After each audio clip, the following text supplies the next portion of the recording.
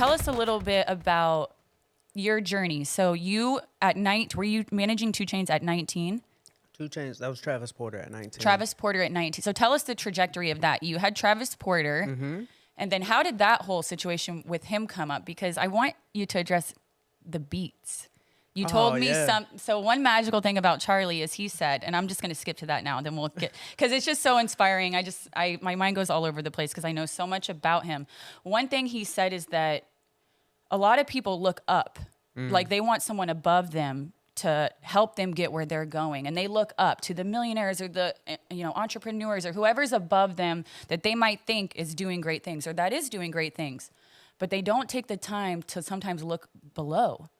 And it can be the person that might be below you, not in a bad way by saying that, but sometimes it's the people that are below you that are really going to change your life, and that gets overlooked. So can you elaborate on that story, please? So when I signed Travis Porter, we got our first top 10 record within 9-10 months. Yes.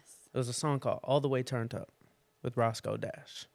Took off, took over the city, and then CEO Charlie faced headwinds because the song was actually taken away from us, and we lost the song because it ended up actually becoming Roscoe Dash's song. And then Roscoe Dash took Travis Porter off the song, put Soulja Boy on the song. So it was just wow, my arch nemesis. So it's when an artist loses their first hit, it's usually over.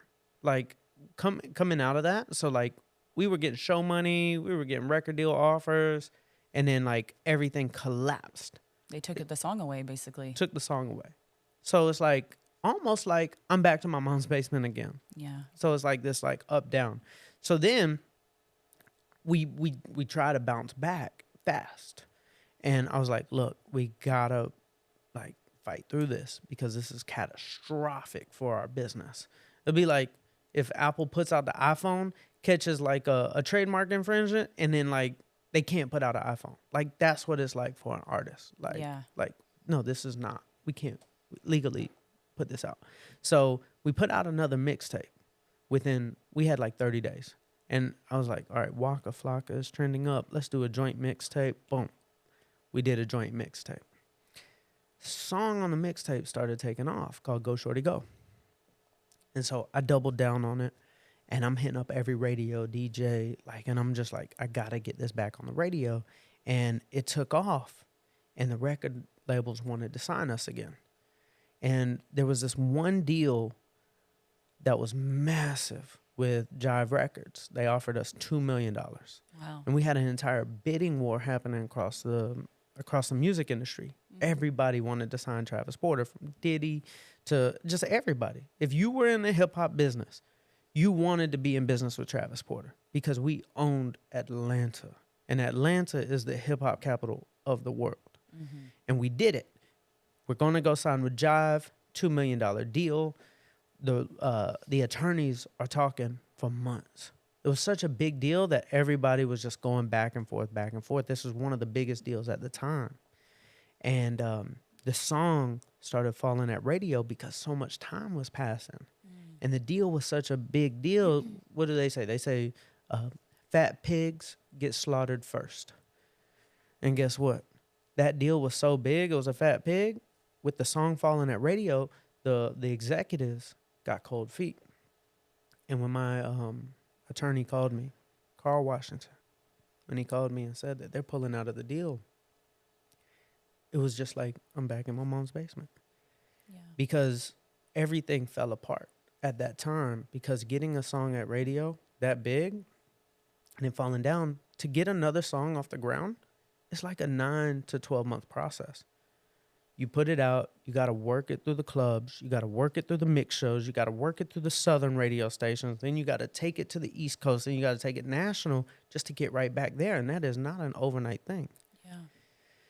So I had pissed off all the other record labels because I told them I'm going with Jive. So everybody was mad at Charlie Rocket, CEO Charlie.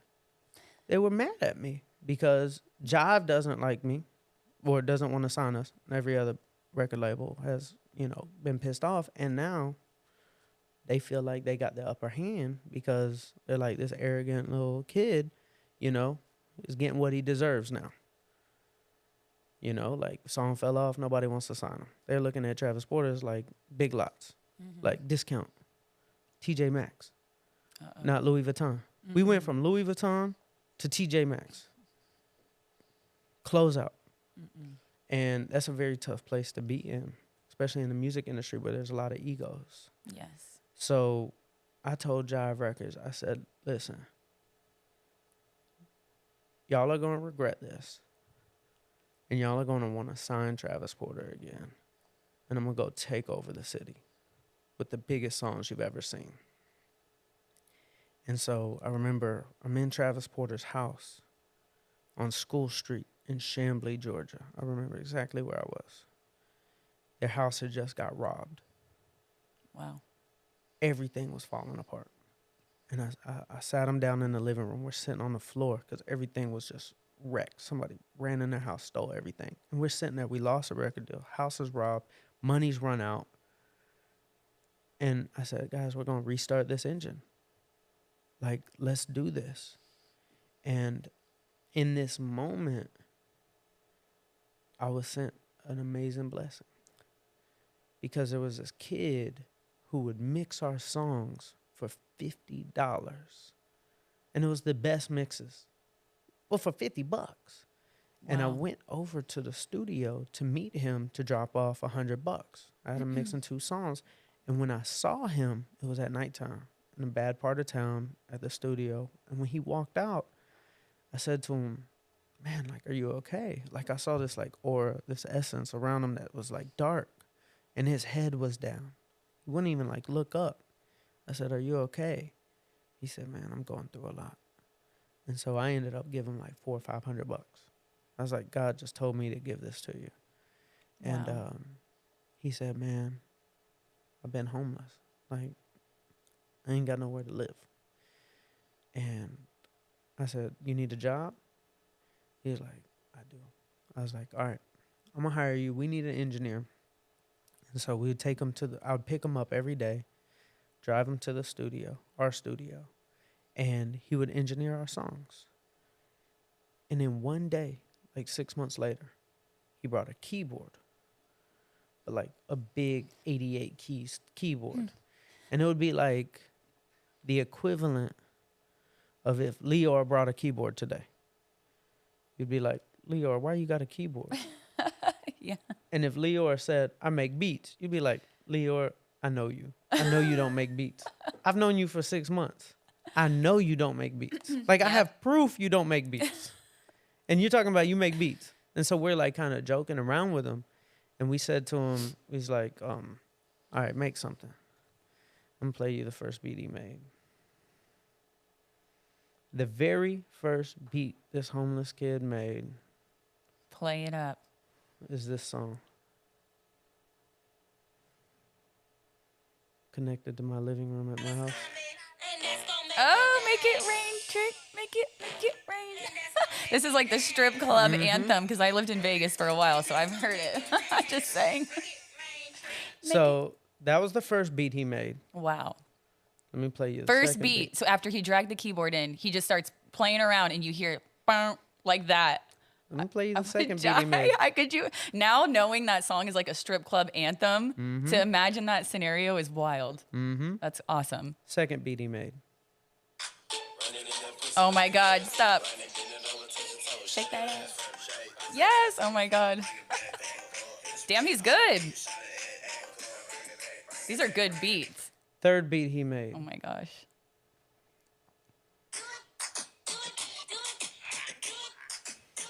Number 2 song in the country. All 3 of those were top 10 records in the country. Wow. Jive Records signed us again.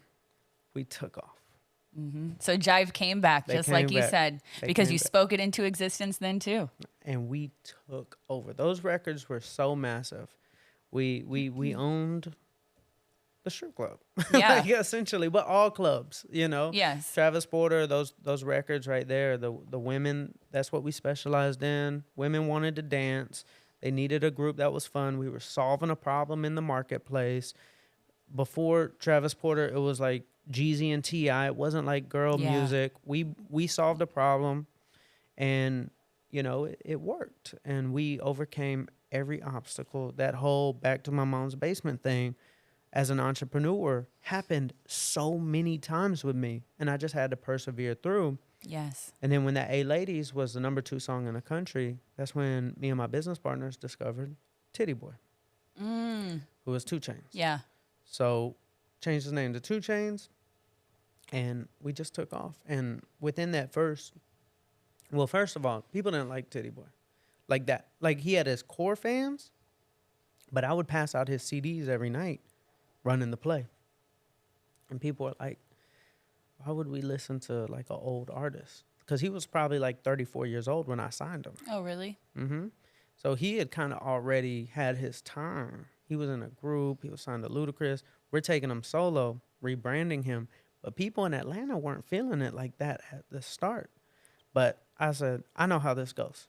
Like, I don't need people to believe. I know this is dope.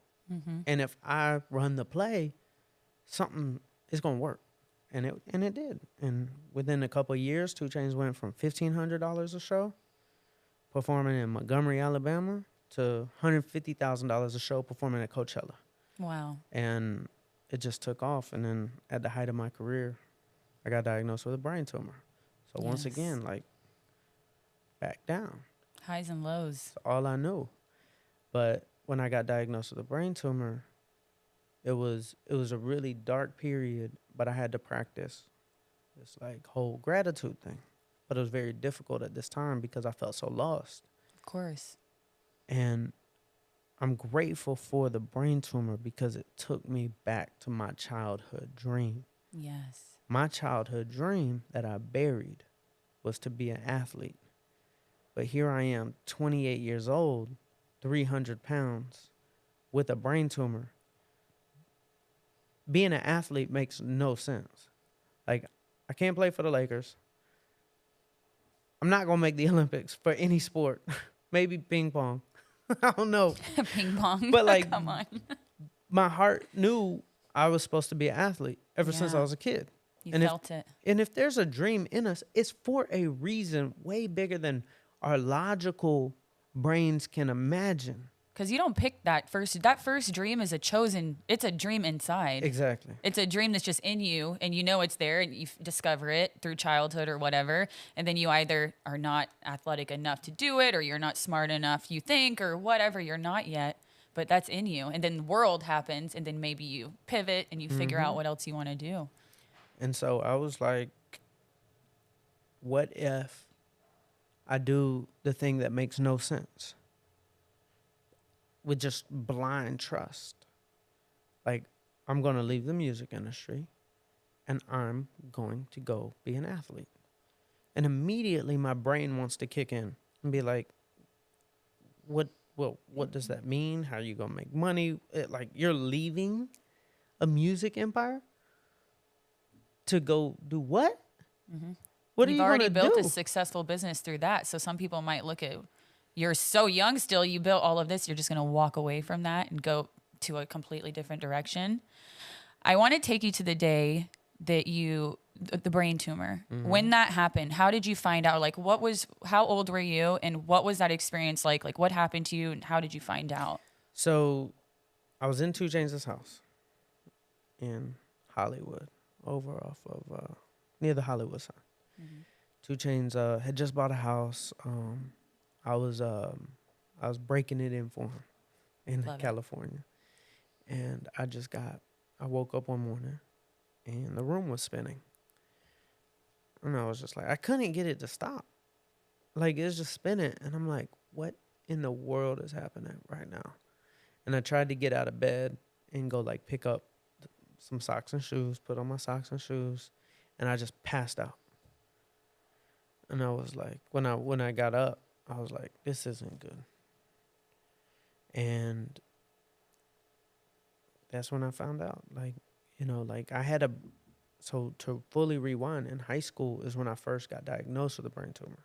Wow. But then it was under control all this time. Like, it was fine. And then at this point at 28, it spiraled out of control and I was extremely unhealthy. And that's when I felt like I was at the end, and I got scared. I got really scared to where, like, I called my mom, and I was like, I need you to come to LA. But I didn't tell her what was going on. And she could sense. She said, something's wrong with you. You know how moms just know. Yeah.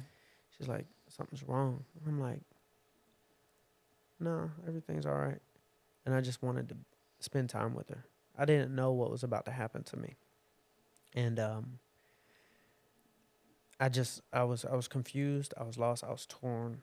I felt like taking a jump to go save my life was the scariest thing, because, like, how am I going to make a living? Like, what is my future if I walk away from everything I've fought so incredibly hard to build, for me to just walk away? But I found the gratitude in the brain tumor. And I said, I am on a winning streak. And when I tapped in to this, like, energy, I kept being called to nature. And I was very lost. I was extremely lost. But when I'm lost, I'm called to just drive and get in nature. And I would sit there and I would look at the sunset. And I would get these downloads. It would be almost like a voice, but not so much like word after word after word after word. It was more like a copy paste voice. It was like you're in full receiving mode. And yeah, I mean, I was receiving so much. And to me, the information I was getting was, leave, chase your dream, go be an athlete. And so I did it. And I told my business partners, like, I believed enough in this voice. Oh, for sure. That I told my business partners, I told my family, I'm going to go be an athlete. And what that means, I have no idea. But God had a much bigger plan for me than my mind could ever imagine. Because I ended up seeing this vision that I was supposed to be a Nike athlete. Like, I saw it. Like, you saw it in your head. I literally saw it. And I saw me having, like, the biggest Nike commercial of all time. And I would manifest every day. I said, like, I see that I'm in a commercial with LeBron James and Serena Williams. Like, I see it. You said that before, too? You saw them? Oh, I got pages and pages. People ask me, Love it.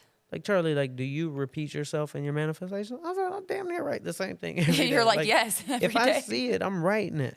Yeah. And so like, the fact that I got a notebook full of pages that say I'm gonna be in a Nike commercial with LeBron and Serena, it's kind of crazy. And I'm so glad this exists. Wow, because you can look back at it. Exactly. Wow, and sometimes it's powerful. Sometimes my belief, like, dwindles, and I have to remind myself of, like, the magic that does exist. Yes. And so I wanted to get Nike's attention. And so I wanted to create a fan-made Nike commercial. Genius. But making a Nike commercial that's, like, quality is, like, a very expensive thing. Like a legit Nike commercial. Yeah. And I'm like, I want to make a Nike commercial. So what do I need in order to do that? I need, like, somebody who can shoot, somebody who can edit, very cinematic cameras. I need, like, Hans Zimmer type inspirational music. I need color grading. And so I started calling up my guys in Hollywood. And it's not as easy as it used to be, because I'm not 2 Chainz' manager anymore. I'm just, so those connects are like, little old Charlie. They're like, for what? And I'm like, for me. And they're like, huh? I'm like, yeah, I'm making a fan-made Nike commercial. And they think I'm crazy. And I'm like, no. Like, I need to find somebody who could do all this. They're like, Charlie, like, that's 6 different people. Like, the people who shoot, the people who do lighting, the people who do sound, the people who do scoring, the people who do coloring, the people who own the equipment. This is all different people. I said, no, there's somebody who can do it. And they're like, Charlie, get ready to spend $60,000 on this small end to make an agency grade Nike commercial. Yeah. And I'm like, I'm not about to spend $60,000 on an Instagram video. No. I'm going to find somebody. And I got very frustrated one night at Gracias Madre. Yes. Because I'm meeting with a guy in Hollywood who knows all these filmmakers. And he said, Charlie, you need to be realistic. I'm like, never tell me to be realistic. Never. Like, I've not ever done anything realistic in my life. Yes. So I was I like, love I'm that. going to find this person. And the next day, I wrote in my notebook. I'm sitting on my couch in Santa Monica. I'm living with 4 roommates because I didn't know if I was ever going to make money again. So I'm like conserving. I'm paying like $1,500 a month. I own 4 houses in Atlanta. And I'm like in Santa Monica living with roommates, and I'm just trying to manifest my dream. And I'm writing in my notebook, today is the day I search / found my videographer / editor. It's done, ! It's easy, ! These were my words to the T. Yes. Still got the page. An hour later, my roommate walks in the front door. My roommate is just like an accountant at like Whole Foods, like not somebody who would ever be on camera. And behind him, walking through the front door, is this guy with this big steady cam rig. And I'm like, this is interesting. Filmmaker just walked through the front door. I asked him, I said, you do videos? And the first thing out of his mouth sounded extremely negative. Like, yeah, I do videos, but nobody ever pays me. I'm like, like I was like taken back by him. I'm like, Blessing walked in the front door, but then he's extremely negative. And I was like, can I see some of your work? He's like, yeah, you see some of my work. Like, I haven't updated my website in a while. I'm like, bro, like, be positive, you know? I open up, pull up his work, and there was a short film. And I said, this is amazing. Did you shoot this? He said, yeah, I shot it. I said, did you edit it? He said, yeah, I edited it. I said, who did the scoring? Because, like, scoring is a very specialized job, and film is not film without scoring. The little sound effect when the door closes. Yeah. He said, well, I did all the scoring. Wow. I was like, that's amazing. I said, who did the music? Because music is everything. Yes. And the person who shoots never does the music. Never. He said, well, I used to be in a rock band. And we were like on the Warped Tour years ago, and like the record label dropped us. I said, so you did all the music? He said, yeah, I did all the music. I said, who did the color grading? He's like, I did the color grading. I'm like, This guy's amazing. I literally said it was possible to find somebody who could do all of it. And I said, do you own your own equipment?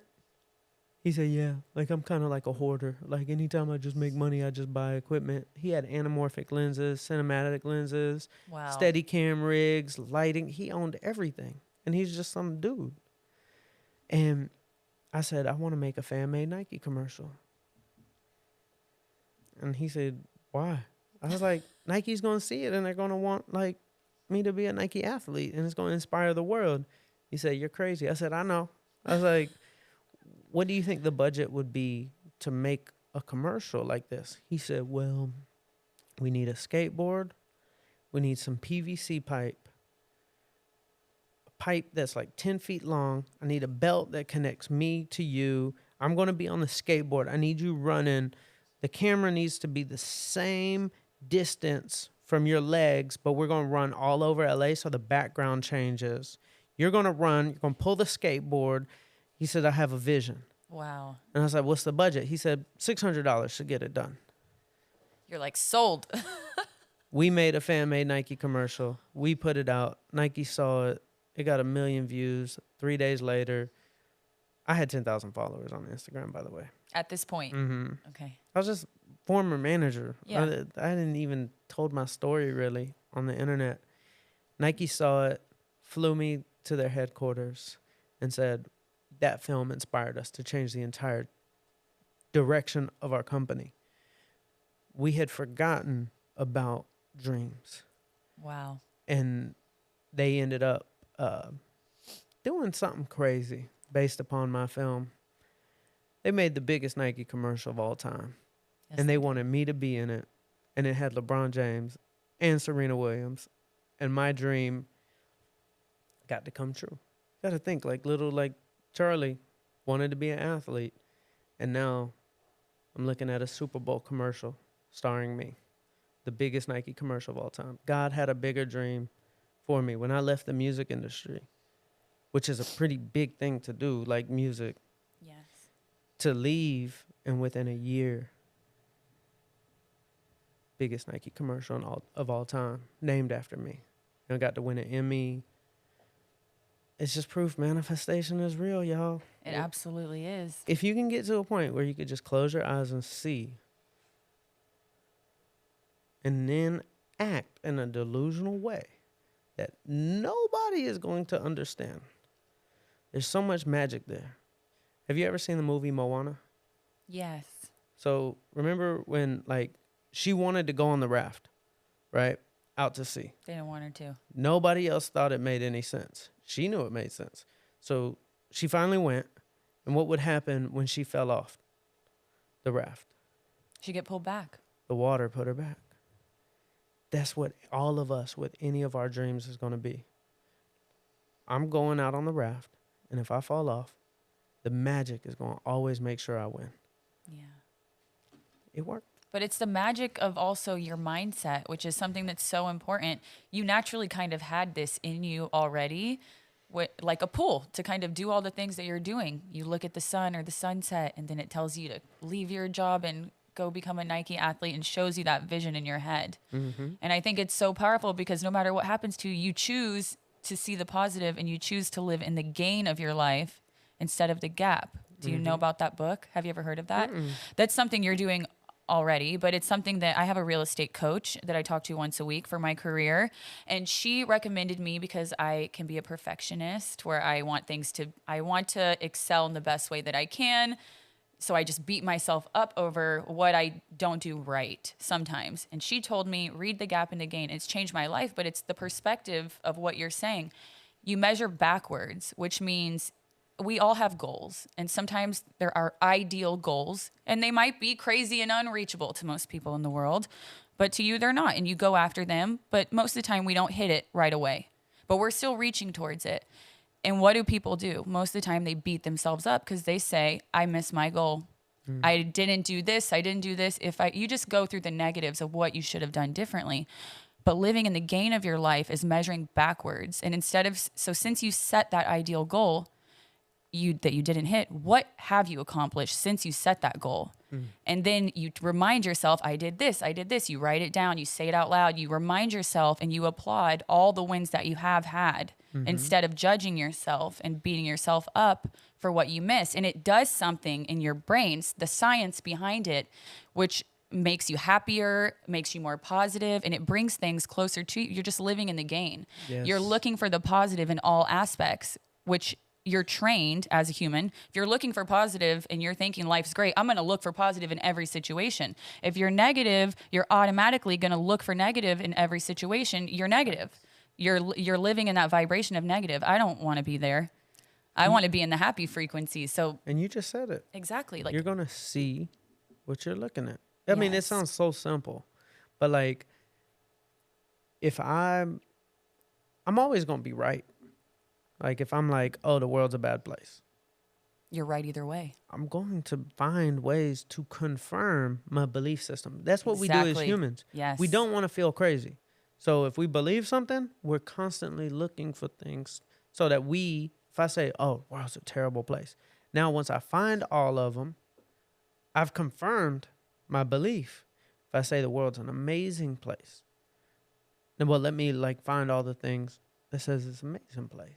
Exactly. And so you see what you're looking at, period. Yeah, that's something else that you do. You created the winning streak. Mm-hmm. Winning streak. You're like, I wake up. So tell us about the winning streak. How did that whole situation come down? Because it's a movement. I'll tell you. It's a movement. I woke up this morning. I'm on a winning streak. Mm-hmm. I've had 3 coffees today. I'm on a winning streak. I'm on this podcast. I'm on a winning streak. Like, my parents are alive.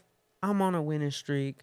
Like, the sky was like a nice, like, calm gray today. Yeah, it was. I'm on a winning streak. Like, it's kind of like Christmas time. Might get a Christmas tree today. I'm on a winning streak. I'm adding up the wins. And like we were talking about Vegas on the ride here. Yeah. If you were to go to Vegas with 2 friends, one is winning at the poker table and one is losing, who has the most gravitational pull? The winner. Period. Everybody's huddling around. Everybody's cheering. And then the loser has like almost this like allergic reaction. Like nobody even wants to be over there. That Like it's energy. like losing is just not fun. Winning is fun. But is winning a result, or is it a choice? It's a choice. 1000% a choice. Because you might have this belief that I need this to win, but you're not looking at the game. What are all the things you've already done to win? And once you identify yourself, just like we talked about as like the kids, once you take that identity as like, I'm winning, now your vibration is winning. Yes. Now everybody wants to be on the winning team, and you're attracting good energy. Everybody wants to be around a winner, but it starts with you. It starts with the gratitude when you wake up in the morning. I won today. Because there were, I don't know how many people die every day, but who don't wake up. But it might be like 100,000, 400,000 people not waking up today. Like we did. Like we have the opportunity. We have the possibility because we woke up. So that in itself is a massive win. And there will be a day we don't wake up. So this is a win. But what about all the other things? The simplest thing, driving down the street. Mm-hmm. I got the green light. I'm on a winning streak. Or I got the red light. I get to spend more time with you. You know, like winning streak. Everything's a win. Yes. Like, you know, I got to my destination without getting in a car wreck. Winning streak. Oh, I got in a car wreck. Oh, I wanted a new car anyways. Winning streak. Like, insurance, about to get a whole new car. Oh, can't wait. Like, I've always wanted an Aston Martin instead of a, you know, whatever. Like, winning streak. Everything's a win. You know, I even think when I get like a cold or something, I was like, this is a winning streak because I needed to rest. Yeah. Anytime I rest, I get really magical. So I'm about to lay in bed and just rest. So like winning streaks, everything's a win. I love living that. the game. You are living. You're a living, breathing version of what it is to be positive and to really go after it, because I told you, I'm like, I feel like I'm a magician because the past 2 weeks now, like week and a half, 2 weeks, I've had a magical 2 weeks. Like so many amazing things have happened for me. And then when I'm in the middle of it, you'll write me. And we had this conversation where I'm just like, whoa, like being in that vibration and that frequency together is so powerful, because we'll have another one of Charlie's secret talents is he is such a good voice message sender. He sends me voice messages and we go back and forth, and they just like, they put me in such a good mood. Like I'll be like screaming literally around my house. Like I'm crazy, but you're so happy and excited when you're on that happy vibration, no matter what's happening. You can have a shit day. I spent Thanksgiving alone in my house. I was so happy because I already had a Friendsgiving. I had already done all these things and saw everyone that I cared to see for Thanksgiving. And I had such a peaceful day. I worked on my vision board. Like I did all these things. I'm like, I'm a winner. Like I was so excited. And then when I heard, because Leo, like things come natural to us when we know, when we want them, we're manifesting it. Like even getting you on my podcast, I've got a $16 million listing as my first listing. I didn't ask for either of those things. I wanted them. I spoke about them, not to you, but I spoke about it in general. And you ended up here because I connected through other things, which got you to come do this. And it really is the power of like believing whatever you're saying. And you talk about being delusionally optimistic, which I think is an amazing thing that I never really heard anyone like say it that way. But that's something that I feel that I kind of do too. And now I can put a word on it. Like when you talk about writing in your huge book, you have like a huge book because you have big dreams. I love all that. And I think that not everyone has to meditate or do affirmations or write them. You can speak them. We all have different ways of kind of tapping into our potential and believing it. And I feel like it's awesome to share with you the ways that you do it, because you are such a force and you are such a great creator, like not just social media, just in life. You've created yourself in different ways. You're CEO Charlie, then you're Charlie Rocket, you know, like you create these names and you just become this thing. And that's the magic. Like when I say I'm a magician, other people aren't seeing the magic yet, but I'm working it. I feel it. It's like coming out of me while I'm in my house talking to you. And no one knows the conversations we're having. But for me, they're doing so much more inside. You know, we're like aligning in this crazy way. And that knowledge, when you're on a vibration like that and you're so happy, you're living your dreams, you're doing all these things, you connect with like-minded individuals. But there are a lot of people that aren't living their dreams. When you're in a bad place, you're not dreaming yet most of the time because you're in survival mode. When I was in a bad place, I wasn't really dreaming. I was bad. But then when you come out of it, when that depression or, the sad days, the crying, sleeping, whatever it is where you feel down, the energy shift and you start to kind of reprogram. It's that magic of like creating everything you want. So I know that I'm doing that and you know that you've done it and no one could see it. But then with time, it comes into fruition where other people can see it.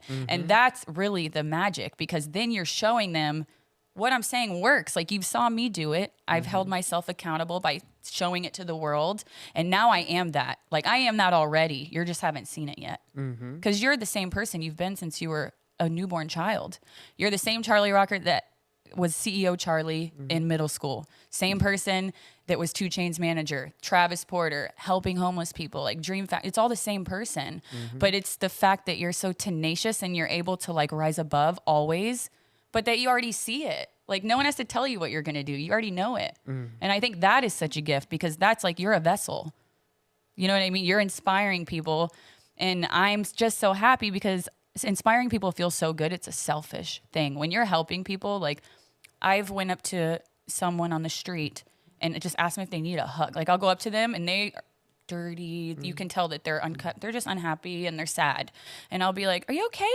Like I'll just ask them. They didn't ask me for anything. Just acts of kindness go such a long way. And I think that's how we got connected because the way I even got to know Charlie is that I've always loved to help people. I have a thing for feeding people. Like I'm a bitch when I'm hungry. And I just don't I think everybody's better when they're fed.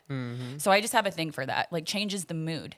And my followers on Instagram know that. And the way that I even found out about you was I had a bunch of my followers were sending me your page. Like, you need to meet this guy. Like, this guy is amazing. He's doing all these incredible things. And you were, but you weren't really blown up yet with like the Starbucks drive-thru and all the other things that you're doing now, which are so incredible. The Dream Factory, we're going to talk about that. We're going to talk about the movement that he's created of positivity in LA, which is a place that not everyone, but people come to LA and they want to make their dreams real. And it's hard. LA's expensive. There's real celebrities here. There's real entertainment, real talent, and it's a lot of money. So to thrive in this environment is really hard. But Charlie, he's already been in that world even before you came to LA by being in Atlanta. You're in the rap game industry, all of that. People step on people to get where they want to go. And that's just, it is what it is. It's a dog eat world. LA is a hard place to thrive. That's why I picked LA and was like, I'm doing real estate here. I'm going to be the best here. I'm not going anywhere else. Until, if I can do it here, I can do it anywhere. But along that line, people step on people to get where they want to go. And I've always kind of felt like that's bullshit. You don't really have to do that. And then when I have conversations with Charlie, he'll say what I'm thinking, which is like, LA is so tough. You know, Amanda, me and you, we can show people you can be a good person. You, like, every conversation with Charlie inspires me. And that's why even I voice messaged him before we came here like a few days ago. And I'm like, we make magic in our conversations. Like, I just want people to hear like the magic of you. And so many people know who you are.